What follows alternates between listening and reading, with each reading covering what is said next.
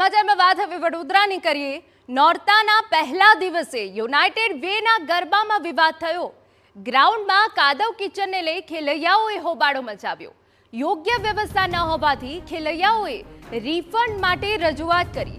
ગાયક અતુલ પુરોહિતે મધ્યસ્થી બાદ પણ ખેલૈયાઓ ન માન્યા। ખેલૈયાઓનો વિરોધ જોતા આયોજકો પણ ઢીલા પડ્યા। ગરબા ન રમવા હોય તો રિફંડની જાહેરાત બાદ મામલો ઠાડી પાડ્યો। અમારા સંવાદદાતા અંજલિ ઓઝા વધુ વિગતે વાત કરવા જોડાયા છે। અંજલિ, શું થયો હતો વિવાદ આખો?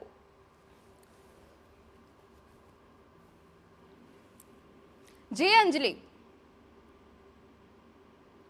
નવરાત્રીના આગલા દિવસે જ્યારે પાસ વિતરણની વાત હતી કે જ્યારે 3000 ખેલૈયાઓને એક સાથે પાસ લેવા માટે બોલાવ્યા હતા, ત્યાં આગળ પણ 3 થી 4 કલાક સુધી લાઈનમાં ઉભા રહેવા કારણે તોડફોડની ઘટના બની હતી। ત્યારબાદ જ્યારે નવરાત્રીનો પહેલો દિવસ, ખેલૈયાઓમાં ઉત્સાહ હતો કારણ કે વરસાદે વિરામ લીધો હતો, જેના કારણે ખેલૈયાઓ ઉત્સાહથી ગરબા રમવા ગયા હતા। પરંતુ ગ્રાઉન્ડની જે પરિસ્થિતિ છે, જે યોગ્ય રીતે કામગીરી કરવી જોઈએ, રેતી પાથરવી જોઈએ, તેના જગ્યા પર કાદવ અને કીચડનું સામ્રાજ્ય જોવા મળ્યું હતું, જેના કારણે અનેક હજારો રૂપિયા ખર્ચીને જે ખેલૈયાઓ ગ્રાઉન્ડમાં પહોંચ્યા હતા ગરબા રમવા માટે, તેઓને યોગ્ય વ્યવસ્થા નહીં મળતા તેઓએ સ્ટેજ તરફ કાદવ કીચડ પણ ફેંક્યા હોવાની વિગતો સામે આવી છે। સમગ્ર વિવાદ અને જે રીતે ખેલૈયાઓનો ગુસ્સો જોઈને આયોજકોએ રિફંડ માટેની જાહેરાત કરી હતી કે જે ખેલૈયાઓએ ના રમવું હોય તે લોકો પાસ જમા કરાવી અને રિફંડ ઓનલાઈન મેળવી શકે છે। હવે સમગ્ર બાબતને લઈને ગાયક કલાકાર કે જેમના થકી આ યુનાઇટેડ વે પ્રખ્યાત છે, તેના અતુલ પુરોહિતે મધ્યસ્થી કરી હતી કે તેઓના લીધે જ્યારે ખેલૈયાઓ ગરબા રમવા માટે આવતા હોય છે, તેમ છતાં જો આ પ્રકારની પરિસ્થિતિ ઊભી થતી હોય તો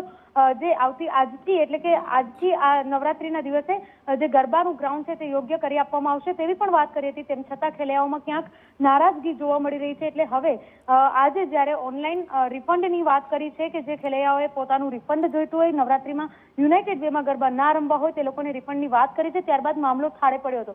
પરંતુ મહત્વની વાત એ છે કે 5000 રૂપિયા જેટલી માત્ર રકમ જ્યારે ખેલૈયાઓ પાસેથી લેવામાં આવતી હોય છે, ત્યારે ગ્રાઉન્ડની પરિસ્થિતિ યોગ્ય હોવી જોઈએ તેવી ખેલૈયાઓ દ્વારા માંગણી પણ કરવામાં આવી રહી છે। જી બિલકુલ, આભાર અંજલિ તમામ વિગતો બદલ। તો જે રીતે રિફંડની વાત આયોજકોએ કરતા તે બાદ મામલો ઠારે પડ્યો હોવાની વિગત।